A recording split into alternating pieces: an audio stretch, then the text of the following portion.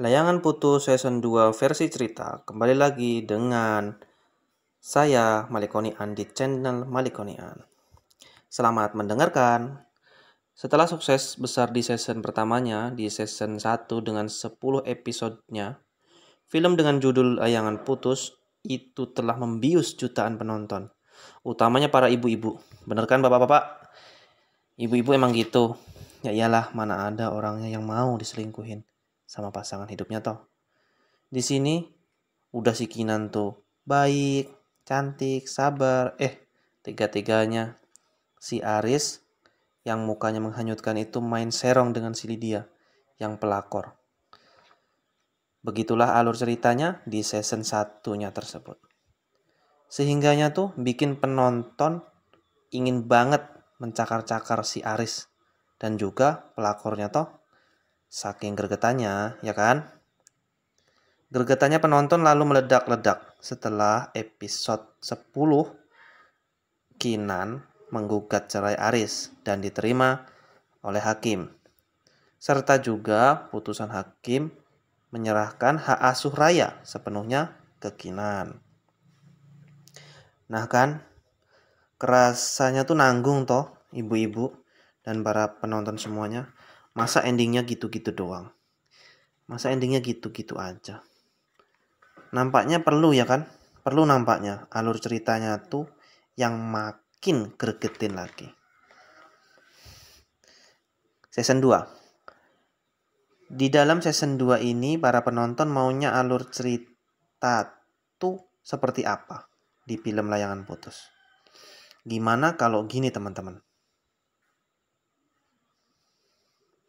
Alur cerita di season 2 dikisahkan setelah Kinan resmi cerai dengan si Aris, lalu Aris nikah dengan Lydia si pelakor. Dan hidup bahagialah mereka berdua, yakni si Aris dan si Lydia itu.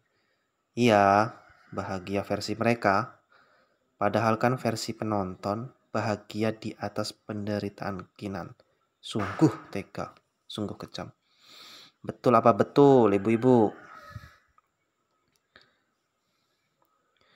Untuk masalah datang atau tidaknya Kinan dan Raya di pernikahan Aris dan si pelakor Lydia masih dirahasiakan ya, ibu-ibu dan teman-teman semuanya oleh pihak produser.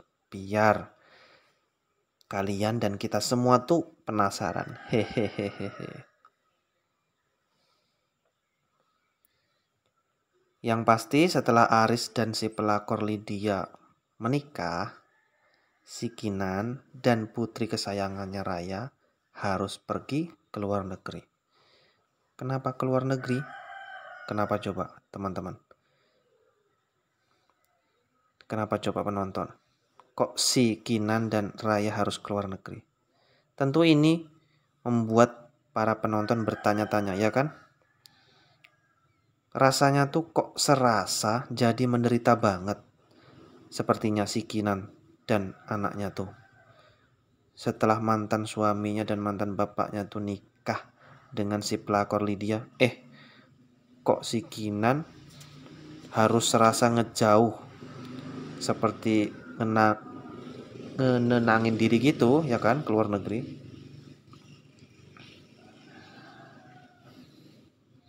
Bukan itu teman-teman, bukan itu para penonton. Alasannya kenapa si Kinan dan si Raya harus pergi ke luar negeri tuh. Si Kinan dan Raya ke luar negeri sebab Kinan dapat jackpot teman-teman. Yakni menjadi perwakilan se-Asia dapat beasiswa kuliah lanjutan kedokteran spesialis penyakit baru nan langka. Jadi deh, si Kinan dan putri tercintanya Raya harus pergi berangkat ke luar negeri teman-teman. Gitu ya teman-teman, para penonton. Dan keberangkatannya si Kinan serta Raya ke luar negeri itu ada dilemanya. Ada dilemanya. Sebab apa teman-teman? Dilemanya? Ada yang tahu nggak? yakni si Kinan dilamar si Andre. Si Andre itu Pak Dokter yang menangani saat Kinan akan melahirkan Raya itu loh. Di saat masa idahnya selesai, si Andre itu ngelamar si Kinan. Namun si Kinan belum bisa menjawabnya, sebab ia harus ke luar negeri dulu. Walaupun kita tahu, ya kan penonton? Penonton juga tahu kalau si Kinan juga ada rasa atau perasaan ke Andre. Kendati demikian, Andre tak pun kecewa dan bilang akan tetap menunggu si Kinan. Si Kinan pun memberi ucapan penenang kalau dia di luar negeri akan baik-baik saja, teman-teman. Dan sekembalinya ke Indonesia akan segera menemui Andre. 2 tahun si Kinan dan si Raya di luar negeri. Kehidupan Aris dan istrinya si pelakor, Lydia itu pun diberi anak. Dan mereka makin kaya raya serta makin bahagia. Ya. Masih ya, bahagia versi mereka berdua. Tapi kalau versi penonton, bahagia di atas penderitaan si Kinan toh. Sungguh kejam. 2 tahun berlalu dan si Kinan pun kembali bersama putrinya Raya ke tanah air, ke Indonesia. Lalu beberapa saat terdengar kabar kalau si pelakor Lydia itu menderita sakit. Yaitu rambutnya rontok-rontok dan berangsur-angsur pulih. Namun rontok-rontok lagi. Disusul matanya belekan, terus berair, memerah, bengkak, dan berangsur-angsur pulih kembali. Namun kumat lagi. Rambutnya rontok-rontok lagi, matanya sakit-sakit lagi, dan telinganya kopokan. Kopokan, berair, keluar lendir yang bau. Dan berangsur-angsur pulih kembali, namun kumat lagi. Periodenya sakitnya itu 2 minggu, pulihnya 2 minggu. Seperti itu. Lalu kumat lagi. Dan seterusnya. Itu digadang-gadang si pelakor Lydia didiagnosis terjangkit penyakit baru nan langka. Namanya penyakit Kalma. KALMA. Apa teman-teman? Ya, penyakit Kalma. Dan berita ini pun terdengar oleh si Kinan. Sebab para dokter yang menangani si pelakor Lydia di awal-awal pun sudah mengharuskan si Aris membawa si pelakor Lydia atau istrinya itu untuk berobat ke si Kinan yang sudah punya ilmu dan memang dia sudah kuliah di perguruan tinggi lanjutan tentang spesialis penyakit baru dan langka tersebut, teman-teman. Awalnya sih Aris dan si pelakor keberatan atau ya mungkin karena malu, ngerasa nggak enak hati dan lain-lain. Tapi akhirnya mereka pun mau pergi berobat ke si Kinan. Dan Kinan pun mau mengobati istri mantannya itu. Istri mantan suaminya itu. Sebab profesionalismenya dan kebaikan hatinya si Kinan. Setelah konsultasi dan berobat ke si Kinan, sakitnya si pelakor Lydia membaik, namun ya tetap kumat lagi. Rambutnya rontok-rontok, matanya belekan berair, telinganya kopokan, dan disusul hidungnya selalu keluar umbel kental hijau nan bau sekali. Periodenya sakit si pelakor, periodenya itu ya mendingan sih. Yang awalnya kumat 2 minggu itu sakit-sakitan, sembuh 2 minggu membaik. Nah kini menjadi kumatnya itu tetap 2 minggu. Penyakitannya itu kumat 2 minggu. Tapi periode sembuhnya agak lama, yaitu 1 bulan. Namun tetap kumat-kumat terus. Lagi dan lagi. Dan itu berjalan 1 tahun. Gitu terus teman-teman. Setelah setahun berjalan, lalu masih aja kumat-kumat. Ya, si pelakor Lydia itu kumat-kumat lagi, rambutnya tetap rontok-rontok lagi, matanya belekan berair, telinganya kopokan, hidungnya umbelan, lendir-lendir bau keluar dari hidungnya, lalu kulitnya pun mulai berair, menanahan, itu seperti kena minyak goreng itu, melentung-lentung gitu. Dan sembuh, kumat lagi, sembuh lagi, kumat lagi.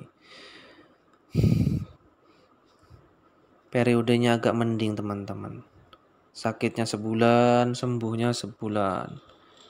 Dan itu berangsur-angsur atau berlangsung sampai 1 tahun lagi.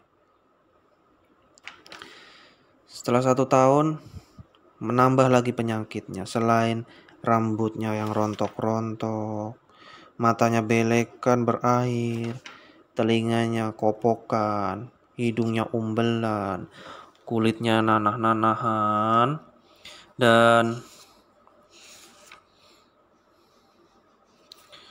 tubuhnya pun makin kurus, kering. Yang dulunya itu bikin si Aris terpesona, kini pun Aris pun sedikit merasa ngeri. Tapi karena Aris cinta dengan si pelakor, sebab juga tidak ada pelakor-pelakor lain yang mengganggu hubungan si Aris dan si Lydia itu.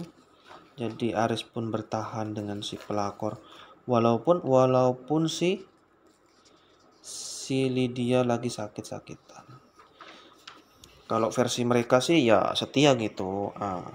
Padahal kan kalau versi penonton itu ya dinikmatin aja, dirasain akibat dari perbuatan si si Lydia dan si Aris tersebut. Penyakitnya kalma, KALMA. Itu bisa dikatakan itu adalah karma karena mereka telah menyakiti atau mengkhianati si Kinan.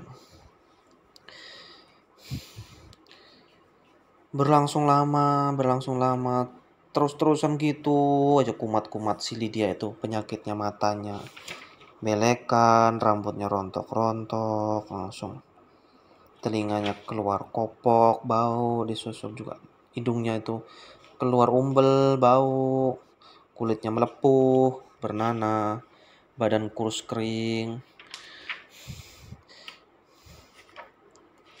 dan di lubang-lubang yang sensitifnya pun mengeluarkan lendir-lendir yang sangat bau, yang sangat menyengat. Itu berlangsung selama 1 tahun, 2 tahun, 3 tahun. Hingga pada akhirnya si Aris dan si Aris dan si Lydia itu menjadi jatuh miskin. Iya, teman-teman penonton. Jatuh miskin karena harus membayar biaya pengobatan si Lydia itu. Baik itu di rumah sakit maupun kepada si Kinan. Kendati demikian, si Aris pun tetap berusaha bertahan bersama istrinya yang dahulu itu adalah seorang pelakor. Mereka jatuh miskin dan asetnya dijual semua untuk berobat. Langsung si rumahnya juga dijual untuk berobat, namun tetap saja penyakitnya kambuh-kambuhan. Lalu si Kinan menjadi kaya raya, akibatnya dia menangani penyakit langka, jadi dia dapat bayarannya ya sesuai profesionalitasnya. Dia mendapat bayaran karena profesionalitasnya. Dia menjadi kaya raya dan akhirnya Andre pun datang melamar si Kinan. Dan si Kinan pun menerima lamaran Andre dan si Kinan pun menikah dan mereka pun hidup bahagia. Andre dan Kinan hidup bahagia bersama anaknya Raya, sedangkan si Aris dan si pelakor Lydia hidup dalam kemiskinan dan sangat menderita. Penyakitnya si pelakor pun kumat-kumat terus. Mereka hidup menderita dalam kemiskinan, sedangkan Andre, Kinan, Raya bahagia. Sekian.